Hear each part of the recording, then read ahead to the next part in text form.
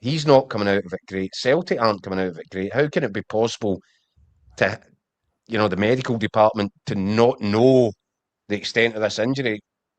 And clearly they did, because for all intents and purposes, he was requiring Jags to play in the games, injections. Well, that has to get passed through the medical department. Was Martin O'Neill given a full look at the situation? Was a full appraisal of what this injury looked like and the effect it was having? And also, it's been suggested to me, and it actually makes a bit of sense, if there is a real problem, wear and tear shoulder injury, regardless of if it's properly diagnosed, if you know that he's struggling with a shoulder injury, it would most likely then have meant that his training regime had to be tailored to accommodate that and factor it in. And that coincided with the bit where people were giving him stick for putting on weight and looking out of shape. So if it's got to the point that the guy's carrying an injury and you've had to train him differently because of it, and it's had an impact on his physical shape, I just don't understand how it was allowed to get to this point. And then for him to make the announcement in an interview with his dad on an American TV channel, when the Celtic fans are sitting here going, what is the story here? Now, I think a lot of Celtic fans are quite happy just because they can move on. They've got a goalkeeper they like the look of in Sinisalo, and they're perfectly happy with that. But it doesn't square the circle in terms of what exactly has been going on with Kasper Schmeichel. And I don't think Martin O'Neill, I don't think there's a lot of respect being shown to him. Martin O'Neill was the guy that was coming out here and having it front us up and saying, "Oh, Kasper's unwell," and that now looks a bit silly. So I'm really interested, Mick, to hear what Martin O'Neill says about it tomorrow. I don't think he'll be entirely happy with the way that this is all played out. No, but listen, Martin O'Neill, as you know, Keith, don't be fooled by Martin O'Neill's kind of this kind of bumbling uncle routine that he's cultivated this year.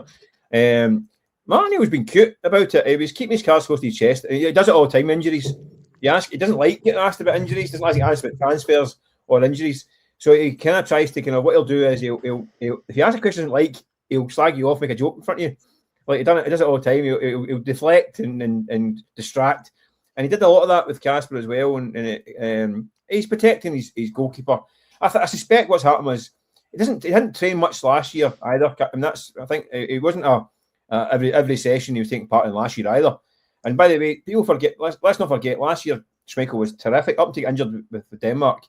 It was brilliant. Man.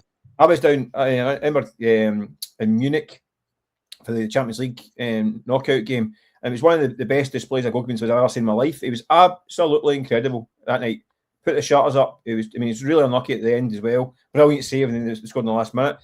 So from that, obviously he got injured, and he's not been the same since. But maybe I think it looks to me like Kasper Schmeichel's been saying, "Yeah, I'm struggling, but I'm okay. I can keep going."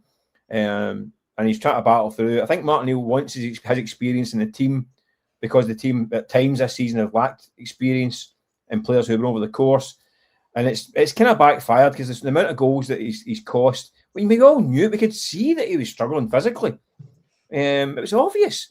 Yeah. And it obviously came to a head. But I think it's been badly handled by the player, the club, and the management. There's no escaping it. Between the three of them, they've really not handled this well at all. And the decision made was to come out of the team was too long. I mean, it's cost Celtic numerous goals in numerous games. It could cost. I mean, as Celtic look back in this season and don't win the league, it'll be two of the big decisions will be because they've had goalkeeping issues and striker issues. Those two big positions have let. And Wilfred Nancy. And obviously we can chuck in the wild, wicked days of Wilfred Nancy, and a few other things, and upsetting Brendan Rodgers, and you name it. It's been a long season. There's a list, but I think striker and goalkeeper are pretty much near the top of the list as well. Because if Celtic had a decent striker and a decent goalkeeper all season, I think they're 10 points clear. Maybe. Well, we've got tons of comments coming in on this, guys. So bear with me a couple of minutes and I'll throw a few of these at you. William Sloan says, I said this last night, forget medical staff, everyone could see the issue. So how did three managers, including Martin O'Neill, miss it? Marzino says, you guys are so cynical. He just had a wee dicky tummy. Always something says, you can't blame Celtic's medical staff. They don't pick the team. They advise. Rebel says, cost us a treble and a good few points in the SPL and Europa, sadly because of his handicap. Not really forgivable, to be honest, but a nice guy. Doco says he was trying to hold on for the World Cup. The docs at Celtic didn't want to spill the beans for his dream. And Partick says Sutton is right. Management also have to take some of the blame for playing Kasper well injured. John says Kasper's off in a huff after being dropped for the game at Ibrox. And Always Something says Celtic fans booed Kasper and are more than done with him. I don't think there's any love lost on either side. Glad to see him go before he ships more easy goals. And I've got to say, Keith, it's just my opinion, but I kind of feel like maybe one of the reasons why Kasper hasn't mentioned Celtic on his 2-day media tour has been because he has a wee bit of a huff. Getting booed. Something's not right.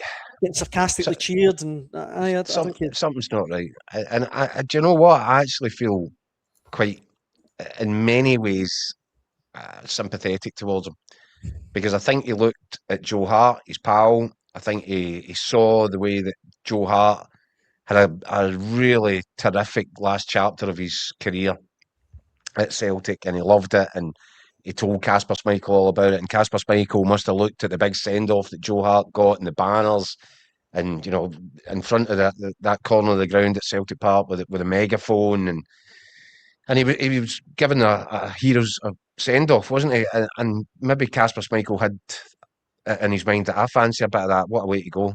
And it's really turned.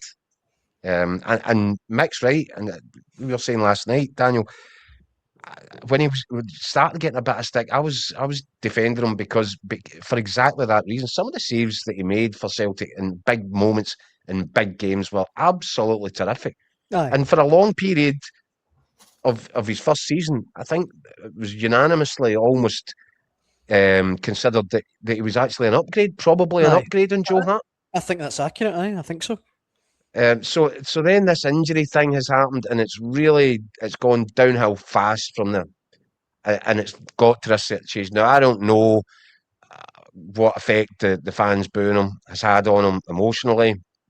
I don't know if that's got anything to do with the fact that when he's been talking about perhaps having to hang up his gloves, he's not even mentioned the fact that he's heartbroken that they might never play for Celtic again in the middle of this title running.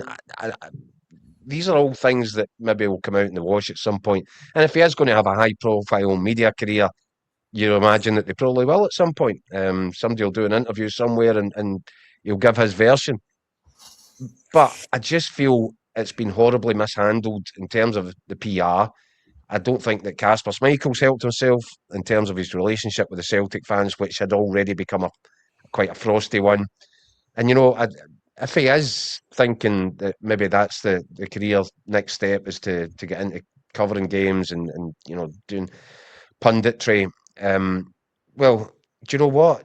Joe Hart can get in a plane. Mick, you know this because you need to travel, independent travel now, and you're in the plane with the punters. Joe Hart will get on a plane full of Celtic punters, and he'll not have to buy a drink at the departure lounge at the other airport on the plane. Celtic fans love him; they adore him. I think it would be a difficult trip for Kasper Schmeichel, to be perfectly honest, if he was to decide that's what he was going to do next season, and somebody said to him, "Oh, great, you can go and do the Celtic games." I'm not sure that how he would be made to feel on that flight in terms of the way that the relationship's turned with the Celtic fans. Maybe it's just in the here and the now, and in 3 months down the line, especially if Celtic end the season with a couple of trophies, Celtic fans will be quick to pat him on the back and say, "Oh, brilliant, you were great." But right now, just everyone feels a little bit fraught. At this point, yeah. But, listen, you said it yourself. He was sitting on with Roy Keane and Gary Neville in a few months' time. We'll be talking about how great the atmosphere is at Celtic Park and how much he loved it in his first season, and it's tough the second season and all that stuff. And you know what? He'll be all right. He'll be all right. He won't get the big banners and the big send-off that Joe Hart got in his final game. But I think history will be fairly kind to him after his season last season. It's a shame the way it's ended for him. He would have visions of having that big Joe Hart style send off at some point and going to World Cup and then probably hang up his gloves. But football doesn't give you those happy endings. That's not how it works, and you can't force it. And it looks like they've all tried to force it, and it's just backfired. Mick, it does put Martin O'Neill. I mean, Padraig here in the comments is one of a few people saying surely Martin O'Neill's to blame. He would have known about the injury. Schmeichel didn't select Schmeichel to play. I mean, we were saying it in last night's show that I kind of thought, well, maybe he's kind of kept the extent of this injury to himself. He's kept it quiet. But as you said, Keith, he'd been getting jags. He'd been taking painkillers. They'd have been amending his training. They must have known.